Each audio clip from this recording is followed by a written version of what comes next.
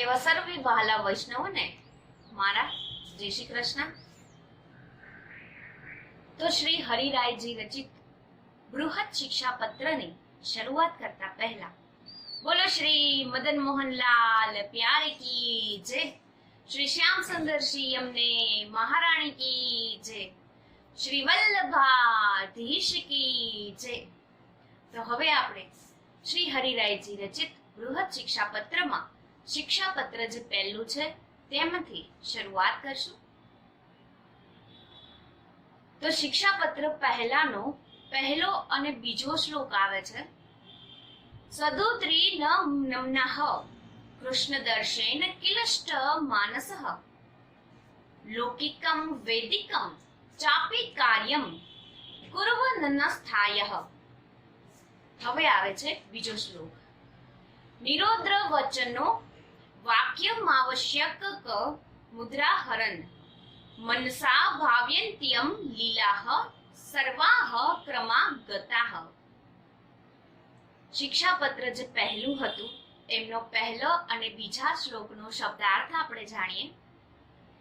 જેનું મન નિરંતર અહંતા મમતાના અસદ એટલે કે દુષ્ટ આગ્રહથી ઉદ્રેક ભર્યું અને ગ્લાનિયુક્ત છે, જેનું મન શ્રી કૃષ્ણ દર્શન નિમિત્તે કલેશયુક્ત એટલે કે પ્રભુના ક્યારે દર્શન થશે એ આરતીયુક્ત હોય છે, જે વૈદિક અને લૌકિક કાર્ય પણ અશ્રદ્ધા અનસ્થાયી કોઈ પણ પ્રકારની શ્રદ્ધા આસ્થા નિયમયુક્ત રાખે છે। શ્રદ્ધા આસ્થા રાખ્યા વગર એટલે કે માત્ર લોક દેખાવ માટે જ લૌકિક અપકીર્તિ દૂર કરવા માટે જ કરે છે, અને જે વચનને નિયમયુક્ત રાખે છે તથા જે અનિવાર્ય આવશ્યક એટલે કે જરૂર હોય તેટલા જ વાક્ય ઉચ્ચારણ કરે છે, એવા વૈષ્ણવે ક્રમિક પ્રાપ્ત ભગવાનની સર્વ લીલાની નિત્ય ભાવના કરવી। હવે જાણીએ શિક્ષાપત્ર પહેલાનો પહેલો અને બીજા શ્લોકનો અન્યાસ। અન્ય સ્થાયી લૌકિક વૈદિક કાર્યો લોકમાં દેખાડવા પૂરતા જ કરવા, તેમાં ચિત્તની અતિ આસક્તિ વૈષ્ણવને નહીં થવા દેવી। શ્રી મહાપ્રભુજી પુષ્ટિ ભક્તોનું લક્ષણ કરે છે, વૈદિકતમ લૌકિકતમ કાપટતાયશુ નાન્યથા એટલે કે વૈષ્ણવત્વમ હિ સહજમ પ્રત્યુત્યમ વિશર્યઃ। હવે જાણીએ પહેલા અને બીજા શ્લોકનો અર્થ। એ પુષ્ટિ ભક્તોમાં વૈદિકત્વ એટલે કે વૈદિક કાર્યો કરવાપણું તથા લૌકિકત્વ કપટથી લોકમાં દેખાડવા માટે જ હોય છે, એમનામાં કેવળ વૈષ્ણવત્વ એટલે કે સહજ કુદરતી હોય છે, એ વૈષ્ણવપણું સિવાય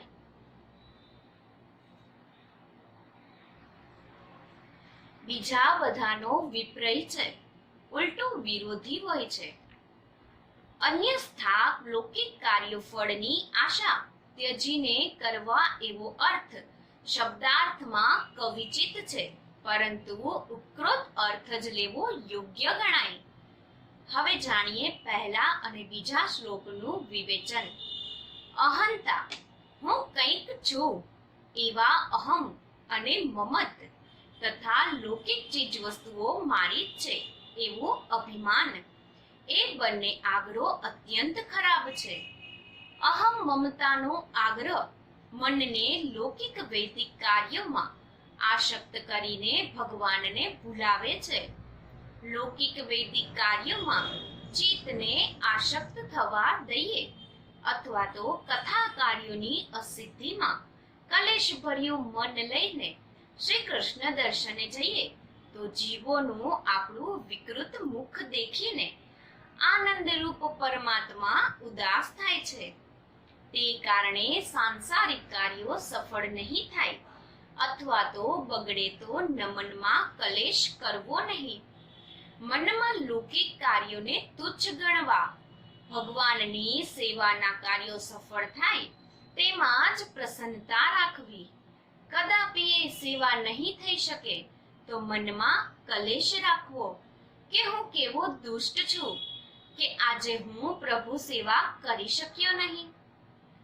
પુષ્ટિ માર્ગની એવી રીત છે કે વ્રજના ભક્તો જે પ્રમાણે શ્રી ઠાકોરજીની સેવા કરતા તે જ પ્રમાણે ભગવાનની સેવા પુષ્ટિ માર્ગીય વૈષ્ણવે કરવી. શ્રી ઠાકોરજીના સંયોગમાં વ્રજ ભક્તો સેવા કરતા હતા અને શ્રી ઠાકોરજી જ્યારે ગોચરણ માટે વનમાં પધારતા ત્યારે વિપ્રયોગમાં વેણુગીત, યુગલ ગીતમાં વર્ણિત ભગવાનની લીલાનું જ્ઞાન અને ચિંતન કરતા.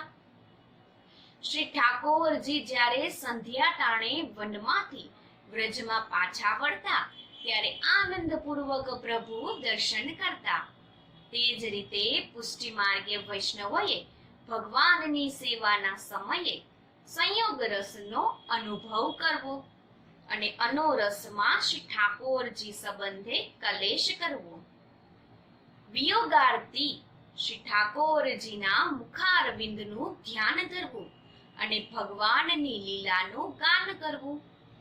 સેવા સમયે ફળાત્મક પુરુષોત્તમ શ્રી કૃષ્ણ દર્શન અત્યંત આતુરતા પૂર્વક કરવું. ગૃહસ્થ શ્રમના ધર્મો લૌકિક કાર્યો લોક અકીર્તિ કરવાને આચરવા. વૈદિક કાર્યો વૈદિક મર્યાદામાં પાલન કરવા, પરંતુ લૌકિક વૈદિકતામાં મનને આસક્ત થવા દેવું નહીં. શ્રી કૃષ્ણ ભગવાનમાં જ મનને પરવેલું રાખવું. સુતકા વગેરે સોચ વેળા મંદિરની સેવા થઈ શકે નહીં, તો ભાવપૂર્વક માનસી સેવા કરવી એવી મર્યાદા છે, કેમ કે સુતકીથી મંદિર છોવાઈ જાય છે. હવે જાણીએ તેમનો સાર. જ્યારે જ્યારે સેવા દર્શન આદિ નહીં બને ત્યારે ભગવાનના વિયોગથી આર્ત રહેવું. ભગવાનનું ચિંતન સ્મરણ કદીએ ચૂકવું નહીં.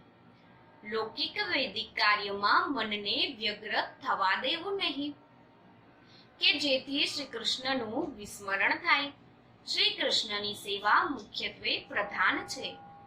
બીજા બધા સ્ત્રી, પુત્ર, ગૃહ, ધન, આપિત, લૌકિક વૈદિક કાર્યો વગેરે શ્રી કૃષ્ણ ભગવાનની સેવાના અંગો છે. શ્રી કૃષ્ણ ભગવાનની સેવા પ્રધાન છે, જ્યારે લૌકિક કાર્યો ગૌણ છે. આપણા વચનો નિરોધ એટલે કે જરૂરિયાત વચનોનો જ ઉચ્ચાર કરવો. મુખ્ય સિદ્ધાંત એ છે કે ભગવદ સંબંધ વગર હંમેશા બોલવું નહીં, પણ લૌકિક વૈદિક કાર્ય માટે ગૃહસ્થ આશ્રમમાં બોલ્યા વગર ચાલે નહીં. માટે આવશ્યક વચનો જ ઉચ્ચારવા. વાણીનો જે નિગ્રહ હોય તો મુખરતા દોષ નહીં થાય. બહુ બોલ બોલ કરવાથી હૃદયમાં ભગવદ ભાવ સ્થિર રહી શકતો નથી, પણ તે વાણીની મારફત વ્યવહાર જતો રહે છે. ભગવદ ધર્મની આ સૂક્ષ્મ ગતિ છે. માટે ભગવદ પ્રસંગ વગરના બીજા બધા પ્રસંગોમાં વાણીનો નિરોધ કરવો ઉત્તમ છે. મનનો ધર્મ અનેક જગ્યાએ ભટકવાનો છે. ભગવાન વિના બીજા બધા સ્થાને ભમતા મનને શ્રી ઠાકોરજીની વિવિધ પ્રકારની અપરંપરા લીલાઓમાં ક્રમ અનુસાર આસક્ત કરવું. મનનો વેગ વાયુનો વેગ કરતા વધારે છે. કોટી કોટી ઉપાયોથી પણ મનને રોકાય નહીં. આવા વેગતા ચંચળ મનને લૌકિક વૈદિક કાર્યોમાંથી ખેંચી લેવું અને શ્રી ઠાકોરજીની લીલામાં લીન થવું. શ્રી ઠાકોરજીની અનેક લીલાઓ છે, તેમાં મનનો સત્વરે નિરોધ થશે. શ્રી કૃષ્ણ જન્માષ્ટમી, અન્નકૂટ, હોળી, હિંડોળા વગેરે આખા વર્ષના ઉત્સવોની અનેક લીલાઓની પુષ્ટિ માર્ગીય રીતિ પ્રમાણે ભાવના કરવી. નિત્ય લીલા એટલે શ્રી ઠાકોરજી પ્રાતઃકાળથી નંદરાયજીના ગૃહમાં જાગૃત થાય છે. ત્યારથી શયન સુધી અને શયન પછી રાત્રિની લીલાની ભાવના કરવી. નંદરાયજીના ગૃહમાં શ્રી ઠાકોરજી પ્રાતઃકાળમાં જાગે છે અને કુંજમાં શ્રી સ્વામિનીજી સાથે જાગે છે. એ લીલા અને ખંડિત લીલા, મંગલા ભોગ, મંગલા આરતી, શૃંગાર, ગ્વાલ, પારણા, રાજભોગ, ઉત્પાદન ભોગ અને સંધ્યા શયન પર્યત ઋતુ અનુસાર લીલા, શયન પછીની લીલાઓ, રાસલીલા, માનલીલા, જળ સ્થળ વિહાર વગેરે લીલાઓના ભાવ શુદ્ધ મનથી વિચારવું. શ્રી આચાર્યજીનું કુળ અને ગુસાઈજીના સ્વરૂપ વિશે વિચારવું. શ્રી ઠાકોરજી શા માટે પ્રાકટ્ય થયું? લીલા સામગ્રી અને વાઘા વસ્ત્રનો ભાવ, એ સૌનો ભાવ વિચારપૂર્વક મનમાં ધારણ કરવો. વળી અષ્ટપ્રહરની લીલાનું સ્મરણ કરવું. એમ ક્રમશઃ લીલાનો વિચાર કરવાથી હૃદયમાં ભગવદા વેશ થાય છે. ઉપર ભાવના કરવાનું કહ્યું છે તે બે પ્રકારની છે. એક ઉત્તમ અને બીજી મધ્યમ ભાવના.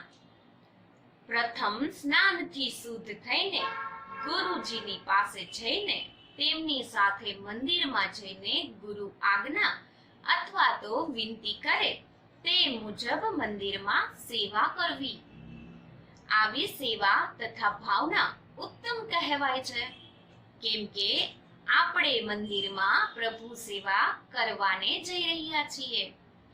ભગવાનને તો શ્રમ થતો નથી, માટે આનંદમક પ્રભુ તત્કાળ પ્રસન્ન થાય છે. બીજો મધ્યમ પ્રકાર, જેમાં ભગવાનને સ્વયં હૃદયમાં પધરાવાથી શ્રમ પડે છે. જો કે ભગવાન તો પરમ દયાળુ છે, તો એ પ્રભુને શ્રમ પડે એ પુષ્ટિ માર્ગની રીતિ નથી. એ રીત ઉપર નિર્દેશ કર્યા પ્રમાણે ક્રમશઃ ભગવદ સેવા કરવી. હવે જાણીએ શિક્ષાપત્ર પહેલાનો ત્રીજો અને ચોથો શ્લોક. સેવાપી કાર્યકી કાર્યો નિરુદ્રેવનમ ચેતસા દેહિકમ કર્મ નિખિલમ પ્રભુ સેવા પયોગિનામ યશોપકરણાદિના રક્ષા ત્રદ્રિત્યતામ ભાર્યાદ્રિવનશુ રાગપી સેવા હેતુક એવહી. હવે જાણીએ ત્રીજા અને ચોથા શ્લોકનો શબ્દાર્થ. નિરોધ યુક્ત ચિત્તે જ કાયિકી સેવા પણ કરવી. ભગવાનની સેવાપયોગી પદાર્થોની રક્ષા જે રીતે થાય તે મુજબ બધા દૈનિક કર્મો કરવા. સ્ત્રી પુત્ર આદિમાં સ્નેહ પણ સેવા નિમિત્તે જ રાખવા. ભગવત સેવામાં સ્ત્રી પુત્ર આદિ અનુકૂળ હોવાથી તેમનામાં સ્નેહ રાખવો. હવે જાણીએ ત્રીજો અને ચોથા શ્લોકનું વિવેચન. સ્વદેવથી જ શ્રી ઠાકોરજીની સેવા કરવી, બીજા કોઈની પાસે નહીં કરાવી. યદ્યપિ સેવા આપણા દેહથી નહીં થાય તથા શ્રી ઠાકોરજીને શ્રમ થાય તો જ બીજાની મદદ લેવી.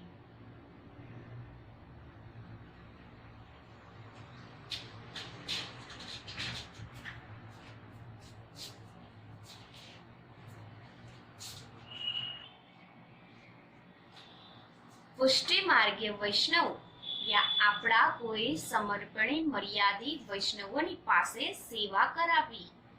સર્વથા અવૈષ્ણવ પાસે તો નહીં જ કરાવી. આપણા દેહથી જેટલી સેવા બની શકે તેટલી બીજા પાસે નહીં જ કરાવી. ભગવદ સેવામાં પ્રમાદ કરવાથી લૌકિક આવેશ થાય છે. સેવા કાર્યમાં આળસ નહીં કરતા જો આપણે સ્વદેહ કાયાથી શ્રી ઠાકોરજીની સેવા કરીએ તો દેહ, ઇન્દ્રિયો, મન આદિ શ્રી ઠાકોરજી સન્મુખ જઈ ભગવત સંબંધી બહિર્મુખ થતા નથી. માટે આપણા દેહથી નિયમપૂર્વક ભગવદ સેવા કરવી. એવો નિયમ કરવો કે આટલી સેવા કર્યા પછી જ હું લૌકિક વૈદિક કાર્ય ખાનપાન આદિ કરીશ. ખાનપાનમાં જેમ પ્રીતિનો નિયમ છે, એટલે જેમ ખાનપાન વગર ચાલતું નથી, તેમ ભગવદ સેવા પણ નિયમ પાલનથી પ્રીતિથી કરવી. વૈષ્ણવે નિશ્ચય સમજવું કે મારો ધર્મ કેવળ ખાનપાન વગેરે કરવાનો નથી. મારો મુખ્ય ધર્મ તો ભગવદ સેવા જ છે, કેમ કે હું પ્રભુનો દાસ હોવાથી ભગવદ સેવા વગર રહું એ કેમ સંભવે? બ્રહ્મ સંબંધ મંત્ર લેતી વેળા વૈષ્ણવ ભગવાનને નિજનું સર્વસ્વ સમર્પી દે છે. શરીર, ઇન્દ્રિયો, અંતઃકરણ, પ્રાણ, તેમના ધર્મો, સ્ત્રી, સુત, ગૃહ, આપ્ત, ધન, આલોક, પરલોક અને સ્વાત્મા એ સર્વ પ્રભુને સમર્પવામાં આવે છે. શ્રી કૃષ્ણ ભગવાનનો દાસ થઈને રહેવાની પ્રતિજ્ઞા જીવ કરે છે. પ્રતિજ્ઞા અનુસાર જીવ સ્વદેહ ભગવદ સેવા અર્થે વિનિયોજવો.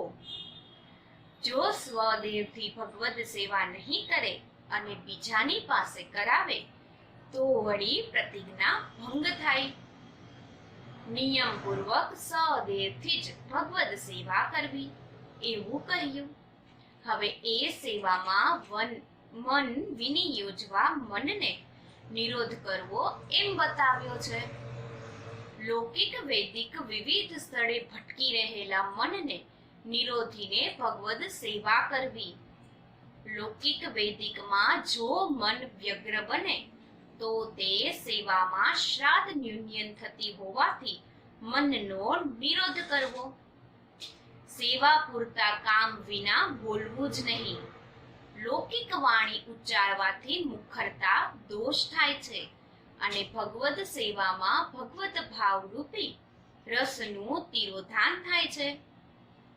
ભગવદ સેવા વેળા મિથ્યા વાણી અને ક્રિયાનો નિરોધ કરવો. યદ્યપિ ભગવદ સેવા સમયે લૌકિક વૈદિક કાર્ય આવે તો એ સર્વથા નહીં જ કરવું. આ રીતે મન, વાણી અને ક્રિયા ત્રણેય રીતે લૌકિક વૈદિકમાંથી નિરોધપૂર્વક ભગવદ સેવા કરવી. દૈહિક લૌકિક કર્મો ઘણા છે. આ સંસારમાં રહીને જો એ કર્મનું આચરણ નહીં કરીએ તો અપકીર્તિ થાય અને સંસારમાં અપકીર્તિ થતા ભગવદ સેવામાં ઉદ્રેક થાય. તેથી ભગવદ સેવામાં પ્રતિબંધરૂપ અપકીર્તિ દૂર કરવાને લૌકિક વૈદિક કાર્યોએ શ્રી ઠાકોરજીની સેવામાં પહોંચી અનોસરમાં આસક્ત થયા વિના જ કરવા. લૌકિક વૈદિક કાર્યો પણ વૈષ્ણવોએ તેમાં એકાગ્ર થઈને કરવાના નથી. કેવળ લોકમાં દેખાડવાને માટે જ સેવા થઈ ગયા પછી અનોસરમાં કરવાના છે. અનોસરમાં ભગવાનને અંગીકાર કરવાને પાત્ર વસ્ત્ર સામગ્રી તૈયાર કરવા, પાક આદિ સામગ્રીની રક્ષા અર્થે તથા શ્રી ઠાકોરજીની સેવા અર્થે જ સઘળા કાર્યો કરવાના છે. આ રીતે સેવા કરવાથી ભગવાન અનુભવ કરાવે છે. બીજા અવસરના અનુસરમાં સેવા કર્યા પછીના વખતમાં લૌકિક દૈહિક ધર્મ યથા યોગ્ય કરવા એમ કહ્યા પછી સ્ત્રી પુરુષ આદિમાં સ્નેહ કરવો કે નહીં, જો કરવો તો શા માટે કરવો તે બતાવેલું છે. જો ભગવદ સેવામાં સ્ત્રી સહાય હોય તો સારી પેઠે સેવા કરી શકાય, અને જો સ્ત્રી ભગવદ સેવા અર્થે અનુકૂળ હોય તો જ તેના પર સ્નેહ અનુરાગ રાખવો. વૈષ્ણવે કેવળ પોતાના વિષયો વગેરે સિદ્ધ કરવાને સ્ત્રી પુત્રાદિને સ્નેહ કરવો નહીં. સ્કંદ પુરાણ અને રામાયણમાં આ સિદ્ધાંત મુજબનું દ્રષ્ટાંત પ્રસિદ્ધ છે. ભગવાન મહાદેવજીના પત્ની સતી પાર્વતીજીએ શ્રી શંકરનું કહેલું માન્યું નહીં. ભગવાન શ્રી રામની પરીક્ષા કરવાને સીતાજીનું સ્વરૂપ ધારણ કર્યું. ભગવત ભક્ત મહાદેવજી એ જાણતા જ સતી પાર્વતીજીનો ત્યાગ કર્યો. સતી પાર્વતીજી પિતા દક્ષ પ્રજાપતિના યજ્ઞમાં ગયા અને ભસ્મ થઈને હિમાચલને ગૃહે પ્રકટ થયા. સતીએ કઠોર તપ કર્યું તો એ શ્રી મહાદેવજી પ્રસન્ન થયા. શ્રી ઠાકોરજીએ ભગવત ભક્ત શ્રી શંકર ભગવાનને આજ્ઞા આપી, તમે પાર્વતીનો સ્વીકાર કરો. ત્યારે મહાદેવજીને સતીનું પાણી ગ્રહણ કર્યું. પાર્વતીજીએ પ્રભુની લીલા જાણવાની ઈચ્છા કરી. ત્યારે શ્રી શંકર ભગવાન પ્રસન્ન થયા.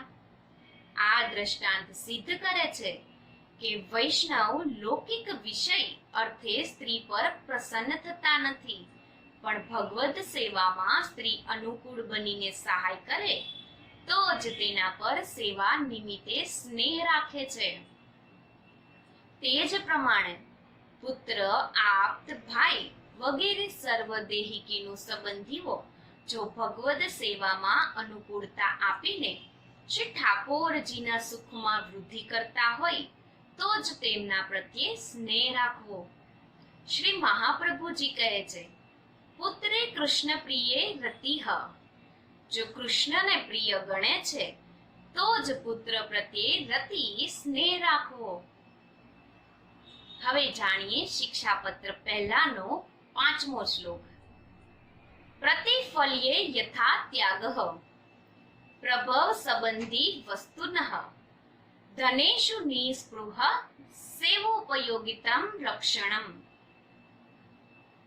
5મા શ્લોકનો શબ્દાર્થ જાણીએ.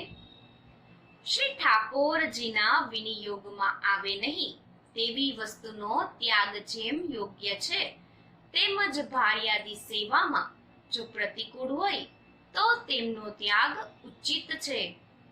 ધનની ઈચ્છા રાખવી નહીં, પણ ધન હોય તો સારી રીતે સેવા થઈ શકે છે. આમ ધન સેવાપયોગી હોવાથી તેની રક્ષા કરવી જોઈએ. હવે જાણીએ 5મા શ્લોકનું વિવેચન. જે વસ્તુ ભગવાન સંબંધી નથી તે પુષ્ટિ માર્ગમાં ત્યાગ કરવા યોગ્ય છે. માટે પત્ની આદિ ભગવત સેવામાં અનુકૂળ નહીં હોય તો એમનો ત્યાગ કરવો યોગ્ય છે. સ્ત્રીમાં સ્નેહ રાખવો નહીં. પ્રભુ સંબંધી રહિત એવા ભાર્ય આદિના મનને ભગવદ ભાવ પ્રત્યે દોરવું. શ્રી ઠાકોરજીનો સ્પર્શ બધા જીવને કરાવવો નહીં, પરંતુ જેને શ્રી આચાર્યજીના કુળ દ્વારા પુષ્ટિ માર્ગમાં નામ નિવેદન થયું હોય અથવા જે મર્યાદિત છે તેને શ્રી ઠાકોરજીનો સ્પર્શ કરવા દેવો.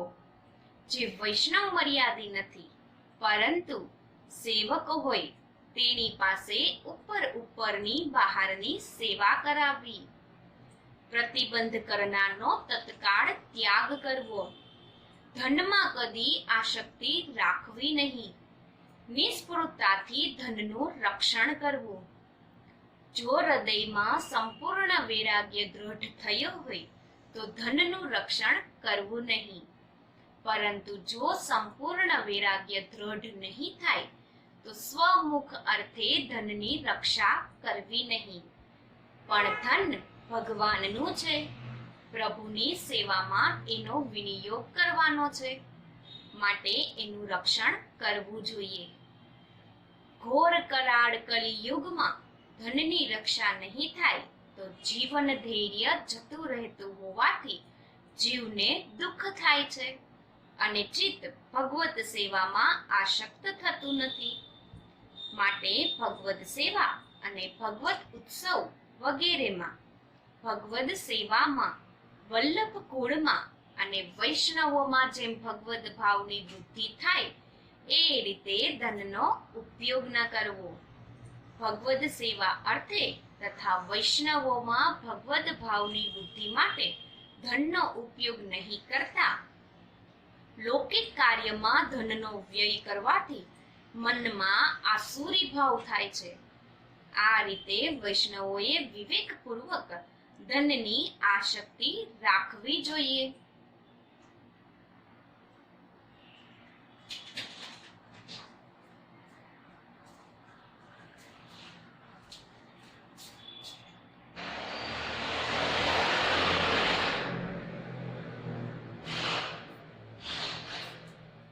વિવેક ધૈર્યાશ્રી ગ્રંથમાં શ્રી મહાપ્રભુજી કહે છે, પ્રાપ્તમ સેવતે નિર્મમ, એટલે કે મળેલા ધનને નિઃશુલ્કપણે રક્ષવું.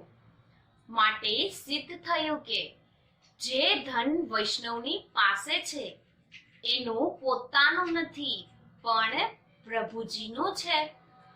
માટે એને જે પ્રકારે એના વિશેષ વ્યય ભગવદ અર્થે થાય તેમ કરવું. જે દ્રવ્ય ભગવાનનું છે તેનો લૌકિક વ્યય થતો અટકાવવો. જો હવે એવી શંકા થાય કે લૌકિક વિવાહ વગેરે કાર્યોમાં ધનનો ઉપયોગ કર્યા વિના તો કેમ ચાલે, તેનું સમાધાન આગળના શ્લોકમાં કરે છે. હવે જાણીએ શિક્ષાપત્ર પહેલાનો 6થો શ્લોક. વિવાહાદિષુ કાર્યેષુ વધવા સેવાર્થ માનસઃ ભગવત સંગી સંગોપી સ્વ પ્રાણ પ્રેષ્ઠ વાત્યઃ. 6થા શ્લોકનો શબ્દાર્થ જાણીએ. સ્ત્રીના વિવાહ વગેરે કાર્યોમાં સેવાર્થે ચિત્ત રાખવું. સ્વ પ્રાણ શ્રેષ્ઠ શ્રી ઠાકોરજીની ભગવત કથા નિમિત્તે ભગવત ભક્તનો સત્સંગ કરવો. હવે જાણીએ 6થા શ્લોકનું વિવેચન. વિવાહ આદિ લૌકિક કાર્યોમાં ધનને વાપર્યા વગર તો કેમ ચાલે, એનો ઉત્તર આપતા કહે છે, વૈષ્ણવે પોતાના વિવાહ અને પુત્ર આદિના વિવાહ પ્રસંગે ભગવદ સેવાનો જ વિચાર કરવો. ભગવદ સેવામાં જો વધારે સેવકો હોય તો સેવા માર્ગે સુપેરે સેવી શકાય.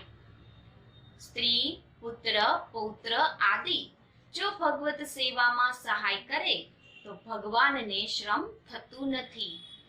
પ્રભુનું સુખમાં વૃદ્ધિ થાય છે. તેમજ વિવાહ વગેરે કાર્યો પણ ભગવદ સેવાના પોષક છે. માટે એ કાર્યો કરવા. વળી એ કાર્યો માટે જો ધનનો ઉપયોગ કરવો યોગ્ય હોય તો તે પણ શ્રી ઠાકોરજીની આજ્ઞા મુજબ કરવો. જેટલો દ્રવ્ય વ્યય કરવાની શ્રી ઠાકોરજી આજ્ઞા કરે તેટલું આવશ્યક જ દ્રવ્ય વૈષ્ણવે ભગવાન પ્રત્યેના દાસભાવ વિચારી વાપરવું. લૌકિક પ્રતિષ્ઠાના લોભ વધારે અયોગ્ય દ્રવ્યનો વ્યય જો વૈષ્ણવ વિવાહ વગેરે કાર્યમાં કરે તો પ્રાણ પ્રેષ્ઠ સ્વામી શ્રી ઠાકોરજીનો અપરાધ થાય. લૌકિક લેદિક પ્રતિષ્ઠાને માટે ભગવદીયનો પણ સંગ નહીં, પરંતુ પ્રાણ પ્રેષ્ઠ શ્રી ઠાકોરજીની વાર્તા કરવા માટે જ કરવો. સ્વ મહત્વ સ્થાપવાને માટે કોઈ પણ ભગવત ધર્મ આચરવો નહીં. ભગવત ધર્મ જ સ્વધર્મ છે એવું વિચારીને દૈન્ય યુક્ત થઈને ભગવત ધર્મનું પાલન કરવું. હવે જાણીએ શિક્ષાપત્રનો 7મો શ્લોક. વિયોગાનુભવમ કુર્વનસ્ત અવસરે પુનઃ મૂત્ર ભક્તો દૃષ્ટિભાવ્ય વ્યક્તસ્ય દર્શનમ. 7મા શ્લોકનો શબ્દાર્થ છે, સેવાના અનુસર અનવસર માં વિયોગ અનુભવથી નિર્વાહ કરવો. આ જ સાક્ષાત શ્રી કૃષ્ણ ચંદ્ર છે. એવો ભાવ શ્રી ઠાકોરજીના સ્વરૂપમાં કરનારને સાક્ષાત શ્રી પૂર્ણ પુરુષોત્તમના દર્શન થાય છે. જ્યાં સુધી સ્વ અનુભવ નહીં થાય ત્યાં સુધી જેવી મર્યાદા અને ભાવ ભગવાન શ્રી કૃષ્ણચંદ્રના સાનિધ્યમાં રાખીએ તેવી જ મર્યાદા તથા ભાવ શ્રી ભગવત સ્વરૂપની સાનિધ્યમાં રાખવો. હવે જાણીએ 7મા શ્લોકનું વિવેચન. ભગવત સન્મુખની સેવામાં સંયોગમાં લીલા રસાનો ભાવ કરવો. વસ્ત્ર તથા સામગ્રી વગેરે શ્રી પ્રભુજીને ધરીને તેનો ભાવ મનમાં વિચારવો. સેવામાં પહોંચીને અનવસર અનુસરમાં વિયોગ અનુભવવો. જેમ વજ ભક્તોને વેણુગીત યુગલ ગીતમાં વિયોગ અનુભવ થયો છે, તેમ વૈષ્ણવે અનવસરમાંય ભગવાનનો વિયોગ વિચારવું કે કઈ કુંજમાં ભગવાન પધાર્યા હશે, ભક્તોના સંગમાં કઈ લીલા કરતા હશે. હું એવો તે કેવો દુષ્ટ છું કે મને પ્રભુ દર્શન નથી થતા. આમ આકુળ વ્યાકુળ થવું. શ્રી ગુસાઈજીના વચનનું અનુસંધાન રાખવું. ચિત્તેન દુષ્ટ વ્યાસપી દુષ્ટઃ, કાયેન દુષ્ટ ક્રિયાય ચ દુષ્ટઃ, જ્ઞાનેન દુષ્ટો ભજનેન દુષ્ટો મમ અપરાધઃ, કતિથ્યા વિચાર્યઃ. હવે જાણીએ અર્થ. ચિત્તથી દુષ્ટ, કાયાથી દુષ્ટ, ક્રિયાથી દુષ્ટ, જ્ઞાનથી દુષ્ટ, ભજનથી દુષ્ટ, આમ સર્વ પ્રકારથી હું દુષ્ટ છું. કેટલાય પ્રકારે મારા અપરાધ વિચારશો. એ રીતે મંદિરમાં દિનપણે વિયોગ અનુભવ કરવો. આમ કરતા કરતા સેવાનો વખત થાય કે ત્વરિત સ્નાન કરીને તરત જ પુષ્ટિ માર્ગની રીતિ અનુસાર અસ્પર્શમાં મંદિરમાં જઈ શ્રી ઠાકોરજીના આનંદમય રસાત્મક શ્રીમુખ અને શ્રી સંગના આનંદજનક દર્શનથી સકળ વિરહને દૂર કરવો. શ્રી નંદરાયજીને ગૃહ આવીને વ્રજ ભક્તો જે ભાવપૂર્વક શ્રી ઠાકોરજીના દર્શન કરતા તે જ પ્રમાણે ભાવથી દર્શન કરવા અને વ્રજ ભક્તોનું ભાવ સ્મરણ કરવું. આમ કરવાથી વ્રજ ભક્તોની કૃપા થકી ભાવનું દાન થાય છે. હવે જાણીએ શિક્ષાપત્ર પહેલાનો 8મો શ્લોક. સ્પર્શત્ર ત્રેવ ભાવેન સર્વાસ્ત્રેવ તતિ ક્રિયાઃ, ભાવાત્મનો યુનો ભવ સર્વાભાવે નાન્યથા. 8મા શ્લોકનો શબ્દાર્થ જાણીએ. ભગવદ સ્વરૂપનો સ્પર્શ ભાવપૂર્વક જ કરવો. ભગવત સ્વરૂપમાં બધી દેહ સંબંધી ક્રિયા પણ ભાવનાથી જ કરવી. કેમ કે ભાવાત્માનો બધો અનુભવ ભાવથી થાય છે, બીજા કોઈ પ્રકારથી નહીં. અત્યાર સુધી નેત્ર ઇન્દ્રિયને સુખદાયક દર્શનનો પ્રકાર કહ્યો, તથા તે પછી સ્નાન કરીને બધી ઇન્દ્રિયોનો વિનિયોગ સેવામાં કરવાનો પ્રકાર હવે કહે છે. 8મા શ્લોકનું વિવેચન જાણીએ. પહેલા મંગલાથી પરિવારીને શ્રી ઠાકોરજીને સ્નાન અભ્યંગ કરાવવું. અંગ વસ્ત્ર કરીને ઋતુ પ્રમાણે વાઘા વસ્ત્રો ધરાવવા. સેવામાં ભગવત સ્વરૂપનો સ્પર્શ ભાવપૂર્વક કરવો. જો હૃદય શુદ્ધ હોય તો વ્રજ ભક્તોની ભાવના કરવી. વ્રજ ભક્તો સ્વગૃહેથી વસ્ત્રાભૂષણ તથા રમકડા લઈને પ્રાતઃકાળમાં શ્રી નંદરાયજીને ગૃહે આવીને શ્રી ઠાકોરજીની સેવા કરે છે. સ્નાન કરાવીને શૃંગાર વગેરે કરે છે અને સામગ્રી અને ફળ આરોગાવે છે. એવી ભાવના કરવી. જો હૃદય શુદ્ધ નહીં હોય તો શ્રી ઠાકોરજી પ્રત્યે રાજા જેવો ભાવ રાખવો. શ્રી ઠાકોરજી ભગવાન છે, રાજાઓના રાજા છે. તેથી જો મન અપરાધ થશે તો મને અવશ્ય દંડ કરશે. ભયયુક્ત થઈને આવો અંગ કરવો. શ્રી ઠાકોરજીનું શ્રી અંગ અત્યંત કોમળ છે, તેથી આપણા હાથ અગ્નિના તાપથી ગરમ કરીને શ્રી અંગના હળવે હળવે સ્પર્શ કરવો. ત્યારે હૃદયમાં ભાવ પ્રગટે છે. આમ મંગલાથી શયન સુધી બધી દેહિક ક્રિયા ભાવ સાથે કરવી. સેવાની બધી વસ્તુઓને ભાવપૂર્વક સ્વરૂપાત્મક જાણવી.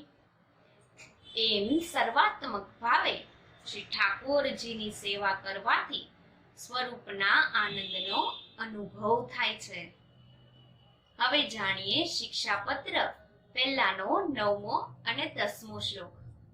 હૃદય સ્થાપત્ય શુદ્ધ વાનમ તત્રાવેશમ ભવ સ્વમૃતા શુદ્ધયાઃ યામ વિષયાનુવભમ હરિઃ યાવત સાધના સંપત્તિ કાર્યતે ખિલા નિજનઃ શુદ્ધમ વિદ્યા હૃદયમ પાશ્યત્રા વિષેવત્યમ.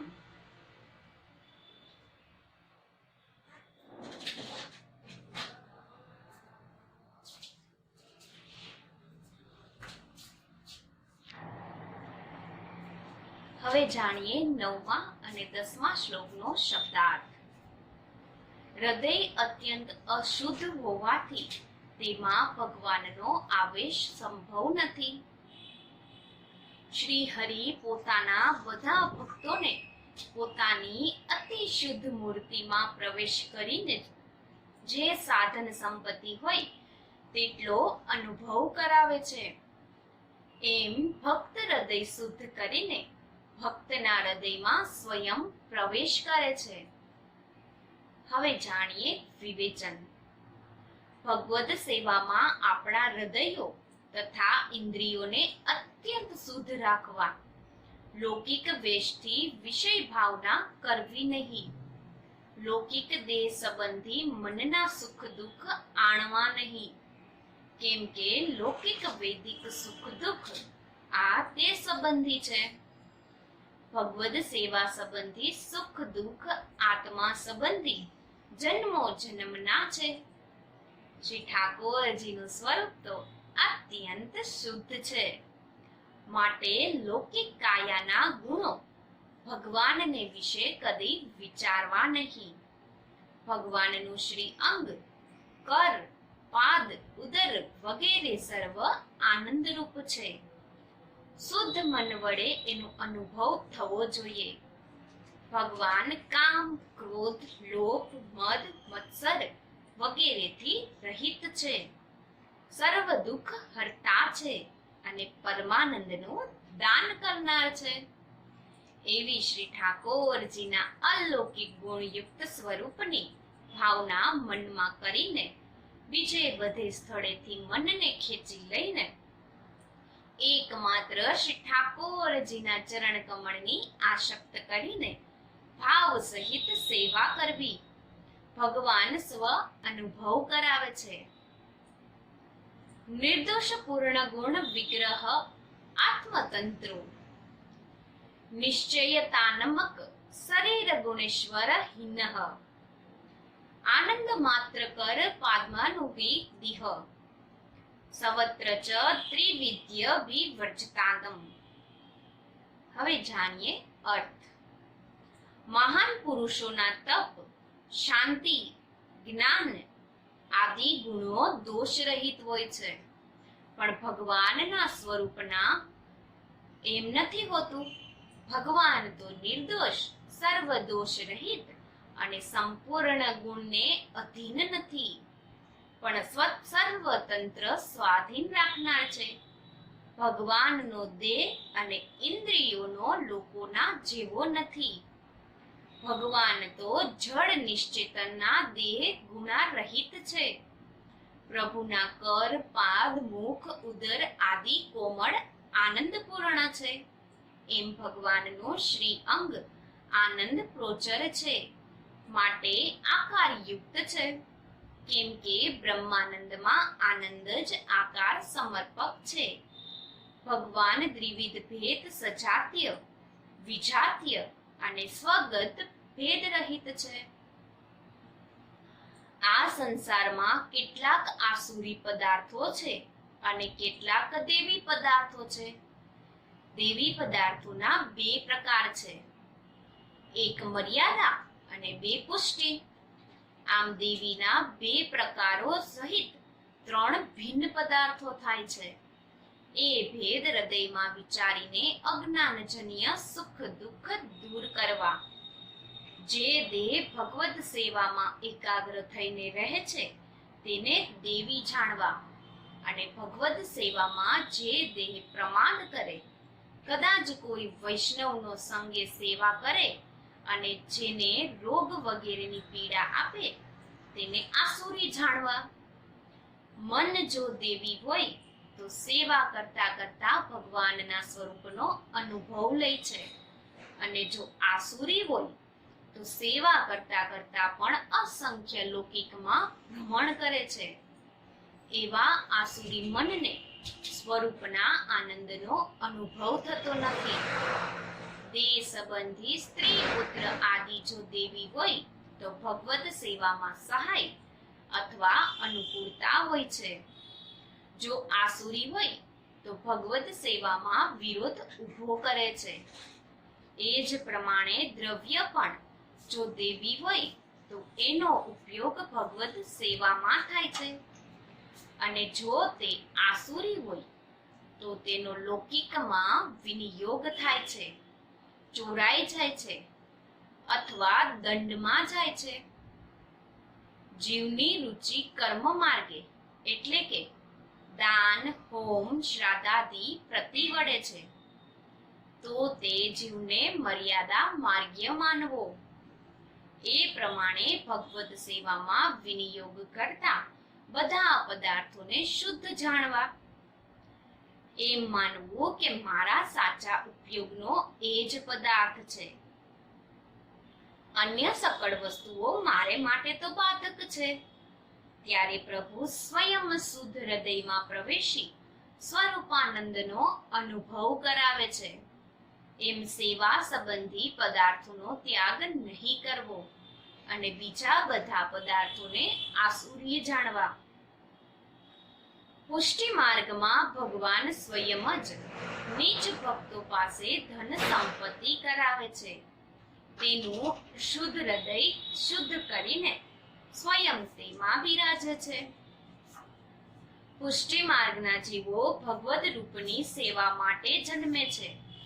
તેમને રોગ, પીડા અથવા ઉદ્રેક વગેરે નડતા નથી. તેમના શરીર ક્રિયા અને સ્વરૂપમાં ભગવાનથી કોઈ પણ જાતનો તારતમ્ય નહીં હોવા છતાં જ્યારે જેટલી જરૂરિયાત તે રીતે તેમની પાસે તે કાર્યો સ્મરણ અર્થે કરાવે છે. પુષ્ટિ માર્ગના ભક્તોમાં વૈષ્ણવત્વ સ્વાભાવિક છે, અને લૌકિકત્વ અને વૈદિકત્વ કપટથી લોકમાં બાહ્ય દેખાડા માટે જ હોય છે. પહેલું, તેઓ પાખંડી બનતા નથી. બીજું, લૌકિક પ્રવાહી સૃષ્ટિની રુચિ કોઈ પણ જગ્યાએ સ્થિર રહેતી નથી. એ સૃષ્ટિ સર્વ ભગવત દ્વિમુખ છે. લૌકિક કાર્યોમાં અષ્ટપ્રહર લીન થઈને રહે છે. મર્યાદા માર્ગની સૃષ્ટિ વૈદિક કર્મકાંડ, યજ્ઞ, જપ, શ્રદ્ધાદિ કાર્યો કરવામાં જ આસક્ત રહે છે. યાવત ધાન સંપત્તિ કાર્યતે અખિલ જનાન એટલે કે એવો પાઠ ભેદ પુસ્તાંતરમાં માલુમ પડે છે. એ પાઠ પ્રમાણે અર્થ થાય છે હૃદય અત્યંત શુદ્ધ હોવાથી તેમાં ભગવાનનો આવેશ સંભવતો નથી.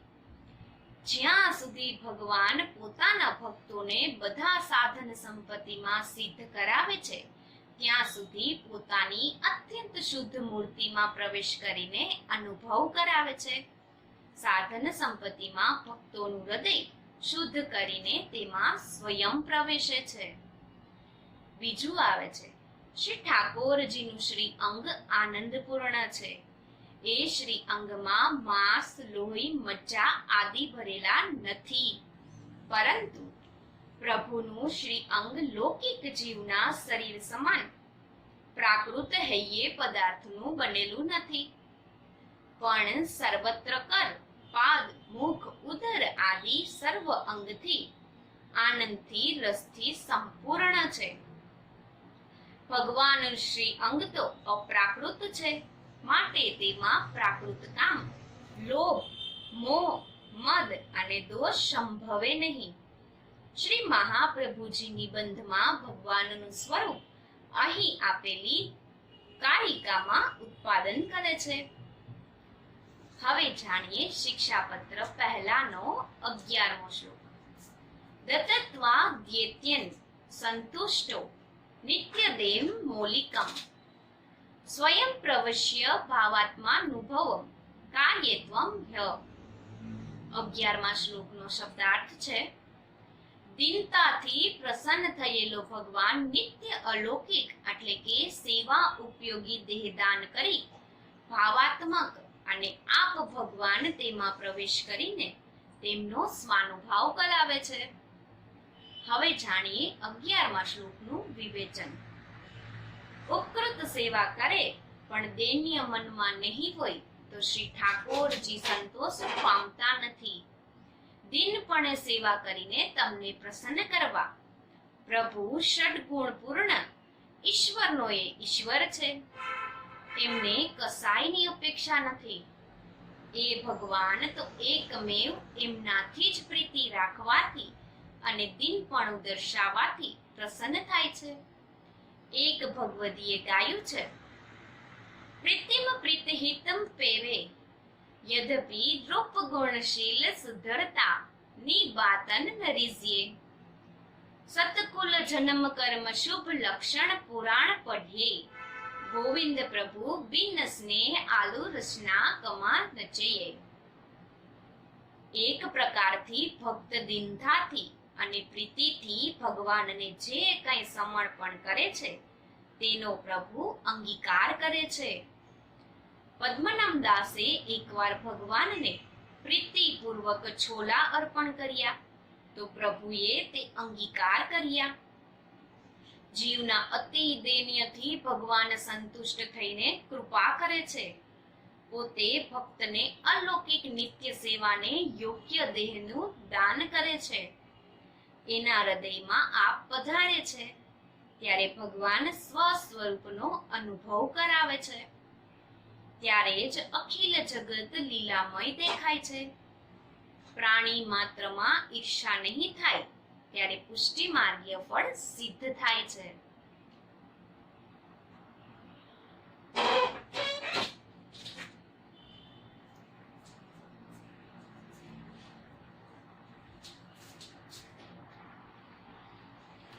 હવે જાણીએ શિક્ષાપત્ર પહેલાનો 12મો શ્લોક. એવં વિધમ ફલમ નિત્યમ ચિંતન્ય ચેતસા સદા પુર્યાદત્યાદરમ કૃષ્ણ સેવા યમેવ સર્વથા. 12મા શ્લોકનો શબ્દાર્થ જાણીએ. ઉપર કથિત ભગવત સેવામાં નિત્ય અવિનાશી ફળનો ચિત્તથી નિત્ય વિચાર કરતા કરતા શ્રી કૃષ્ણ ભગવાનની સેવામાં જ સર્વથા અત્યંત આદર કરવો. 12મા શ્લોકનું વિવેચન છે: આવા ફળાત્મક પુરુષોત્તમનું ચિંતન સર્વથા કર્યાથી કદી પણ બીજો સંબંધ થતો નથી. એનું નિરંતર ચિંતન અને સ્મરણ નહીં કરવાથી આસુરી બુદ્ધિ ઉત્પન્ન કરનાર બીજો સંબંધ થાય છે. ઉપકૃત નિર્દિષ્ટ પ્રકારે દિનપણે આતુરતાયુક્ત ચિંતવવું, આદરપૂર્વક ભગવત સેવા કરવી, લૌકિક પ્રતિષ્ઠા માટે ભગવત સેવા નહીં કરતા નિરંતર નિયમપૂર્વક શરીરને અનિત્ય માની દેહ અને ઇન્દ્રિયોના સઘળા સુખને ત્યજીને ભગવત સેવા કરવી. હવે જાણીએ શિક્ષાપત્ર પહેલાનો 13મો શ્લોક. સાક્ષાત પરોક્ષ રૂપ તામસ સેવા પૂર્વ વિલક્ષણા યથા ગાયત્ર ઇત્રપત્ર ભાવઃ શબલિતો મનઃ. 13મા શ્લોકનો શબ્દાર્થ જાણીએ. વ્રજ ભક્તોને જેમ પહેલા સ્વરૂપાનંદનો અનુભવ એટલે કે સંયોગ રસાનુભવ થયો હોય અને પછી શ્રી ઠાકોરજીના અંતર્ધાન વખતે રાસ પંચાધ્યાયના 30મા અધ્યાન ચતુર્થ શ્લોકમાં યથા ગાયતનમ દર્શાવેલા પ્રકારે વિપ્રયોગનો અનુભવ થયો, તેમ સેવા સાક્ષાત એટલે કે સંયોગાત્મક અને પરોક્ષ રૂપ વિયોગાત્મક હોય એ પૂર્વ છે. 13મા શ્લોકનું વિવેચન જાણીએ. સેવાનું સ્વરૂપ સાક્ષાત સંયોગ અને પરોક્ષ એટલે કે વિપ્રયોગથી સ્વલિંબત મિશ્ર થવું ઘટે. પહેલા સેવા વખત સાક્ષાત સ્વરૂપ સેવાથી સંયોગ રસ અનુભવવો, પછી અનુસરમાં સેવા સંપૂર્ણ થયા પછીના અવસરમાં કુંજ લીલા વિચારી વિયોગ રાસ સ્વરૂપ અનુભવવું. રાસ પંચાધ્યામાં વ્રજ ભક્તો સ્વગૃહના શ્રી ઠાકોરજીની નિશ્રામાં આવીને સંયોગ રસ અનુભવ છે, સ્વરૂપાનંદનો અનુભવ કરે છે. ગોપીજનને મદ ચડવાથી ભગવાન અંતર્ધાન થયા, ત્યારે એ વ્રજ ભક્તો ભગવાનના વિયોગ રૂપ તાપથી આકુળ વ્યાકુળ થઈ પ્રભુના ગુણલા ગાય છે. ઉન્મત્તો વત બાવરા જેવા ભગવાનને એક વનથી બીજા વનમાં શોધે છે, છતાંય પ્રભુ પ્રકટતા નથી. સ્વયં શ્રી કૃષ્ણ લીલા કરેલી બતાવે અને પ્રકટ થઈને અને આખરે શ્રી યમુનાજીના તટ ઉપર એકત્રિત થઈને નિસાધન થઈને રુદન કરે છે. ભગવાન પ્રકટ થઈને જડ સ્થળ ક્રીડા કરીને પુનઃ સ્વરૂપાનંદનું યથાયોગ્ય દાન કરે છે.